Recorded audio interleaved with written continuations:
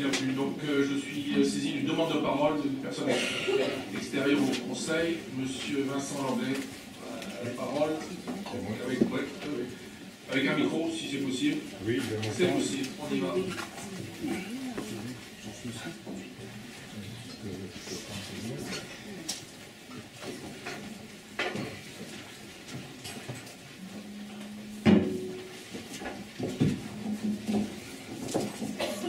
Monsieur le Président, Mesdames et Messieurs les vice-présidents, Mesdames et Messieurs les conseillers, lors d'un précédent conseil, Monsieur le vice-président Ferret nous a répondu à propos d'un projet immobilier démesuré au Vallon du Stringalard.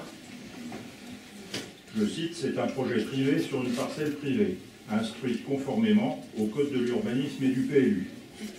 Plusieurs citoyens, réunis à l'initiative de 2 associations samarquoises, ne se satisfont pas d'une réponse aussi catégorique, car en fait la métropole avait tout moyen juridique de s'opposer à ce projet. Nous avons constaté la répétition dans le territoire métropolitain de projets immobiliers mettant en cause les espaces boisés classés, la tranquillité et la sécurité des usagers. Aussi, nous avons, Mesdames et Messieurs, 5 questions à poser à Monsieur le Président. Concernant le Vallon du Jourbraz, un permis pour un projet immobilier privé de 3 immeubles, 54 places de parking, une piscine, situé au milieu d'un espace boisé classé et au-dessus du parc naturel du Jourbraz a été accordé. Une association de quartier, Cap-sur-Mestrilla, qui est donc que je représente ici également, et 9 riverains s'y sont opposés par 3 recours gracieux que vous avez rejetés. Aujourd'hui, 2 recours contentieux sont encore en cours et sont menés par des riverains. À ce sujet, notre première question est donc la suivante. Brest Métropole a organisé une réunion entre le promoteur et les riverains après la délivrance du permis, c'est-à-dire pendant le délai de recours. De ce fait, Brest Métropole a pris le parti du promoteur contre les citoyens. Pourquoi Brest Métropole n'a pas respecté la neutralité qui lui incombe en la matière? Au Vallon du Jourbraz également, un projet immobilier privé est prévu, semble-t-il, au numéro 1 de la rue Gounod, avec des délibérations qui ont pris acte d'une désaffectation, puis d'une vente par la mairie de Brest d'une parcelle du petit bois du Jourbraz, avec en plus autorisation de la circulation de voitures sur la venelle qui traverse ce petit bois, jusqu'ici fréquenté uniquement par les promeneurs et les randonneurs du GR34. Notre deuxième question est donc, comment justifiez-vous d'avoir pu désaffecter et vendu une partie de cet espace public, boisé, classé, protégé, à un investisseur privé? Troisième point, le Vallon du Stringalard. Juste au-dessus du parc naturel du Stringalard, Brest Métropole a récemment accordé un permis à Iroise Promotion pour un immeuble de 5 niveaux visibles, 71 mètres de long, dominant de 24 mètres le sentier piétonnier du Vallon. Les 4 protections juridiques attachées réglementairement à la parcelle publique immédiatement sous-jacente sont gravement menacées. D'abord, la zone humide. Elle risque d'être dévastée par des pluies importantes, comme par exemple celles qui ont récemment inondé Kérinou, il y a quelques mois. En effet, seule la gestion des pluies décennales a été imposée aux promoteurs de ce projet.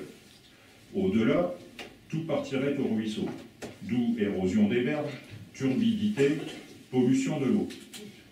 Éviter ce genre de désagrément est pourtant un des impératifs énoncés dans le PLU.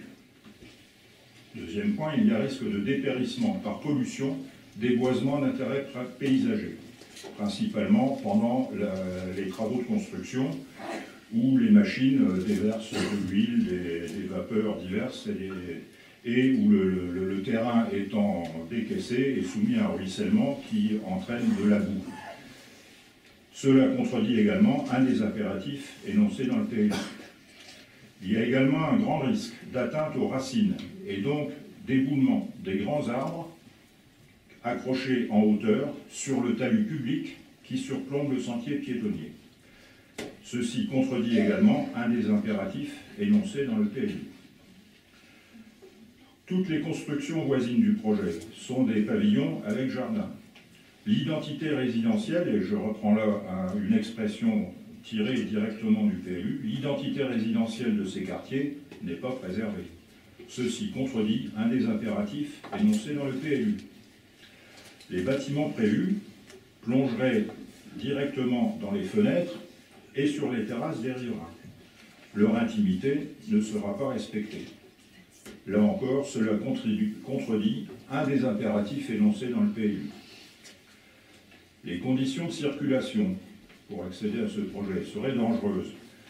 Le projet induirait un flux de 50 à 100 véhicules par jour, en double sens, dans la voie très étroite du chemin de Pénélène, très en pente, sans issue, et jusqu'ici empruntée, pour l'essentiel, par les promeneurs du Vallon.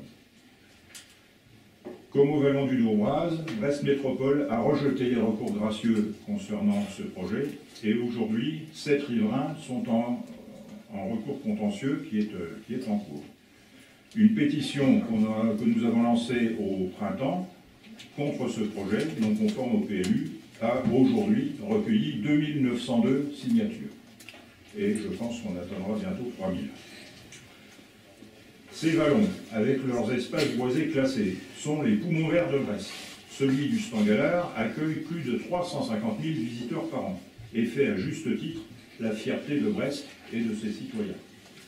Un article du Code de l'urbanisme, repris intégralement à l'article 11 du PLU, indique ceci, je cite, le projet immobilier soumis à permis, le projet peut être refusé ou n'être accepté que sous réserve de l'observation de prescriptions spéciales, si les constructions, par leur situation, par leur dimension, sont de nature à porter atteinte au caractère ou à l'intérêt des lieux avoisinants, au site, au paysage naturel ou urbain. Cet article signifie que la puissance publique avait tout à fait le moyen de s'opposer à ce projet privé sur un terrain privé, même si celui-ci prétendait respecter le PLU. Donc notre troisième question, Monsieur le Président, est pourquoi est-ce que vous n'avez pas fait usage de cet article pour préserver le caractère du Vallon du Stangalard? Est-ce que ça signifie que pour Brest Métropole, les parcs publics du Stangalard et également du Dourboise ne méritent pas la protection de la loi au regard des intérêts privés? Quatrième point, la biodiversité. Nous brassons le terrain depuis quelque temps et nous avons observé des espèces protégées par la Convention de Berne. Des écureuils roux, des mésanges de diverses variétés, des roitelets huppés et des salamandres. Le grignotage des espaces boisés classés risque de fractionner leur corridor biologique. D'où notre quatrième question, pourquoi Brest Métropole n'a-t-elle diligenté aucune étude d'impact sur la flore et sur la faune entre le Stangalard et le Costour, au moment où Brest s'enorgueillit à juste titre de son choix récent comme un des 3 pôles nationaux de protection de la biodiversité. Le dernier point que j'aborderai, c'est la circulation et le stationnement. Avec ces projets qui amènent un grand nombre de voitures dans des quartiers desservis par des voies très étroites, le GR34 dans le Vallon du Dourboise, la rue Brigadier-Lecane, la rue Mestrédin et le chemin de Pénélène, tous appréciés des promeneurs, des familles et des sportifs, deviendraient des voies dangereuses pour ces usagers fragiles. Les quartiers voisins seraient envahis de voitures en stationnement et circulant en double sens. Cinquième question, Monsieur le Président, quels moyens ont été prévus par Brest Métropole pour assurer la sécurité des usagers de ces voies? J'entends par là les usagers piétons, vélos, trottinettes, poussettes, etc. Je parlais au nom de 3 associations signataires qui sont Save Stangalard, Cap-sur-Mestrédin et Costour Poumon Vert en Finistère, ainsi que de plusieurs riverains du Dourboise qui se sont concertés avant cette intervention. Le contenu de cette intervention va vous être remis sous forme d'une lettre ouverte. Je vous remercie, Monsieur le Président, Mesdames, Messieurs, de votre attention et je vous remercie surtout des réponses que vous pourrez nous apporter. Très bien, merci. Je propose de réouvrir la séance. Thierry Ferré a la parole.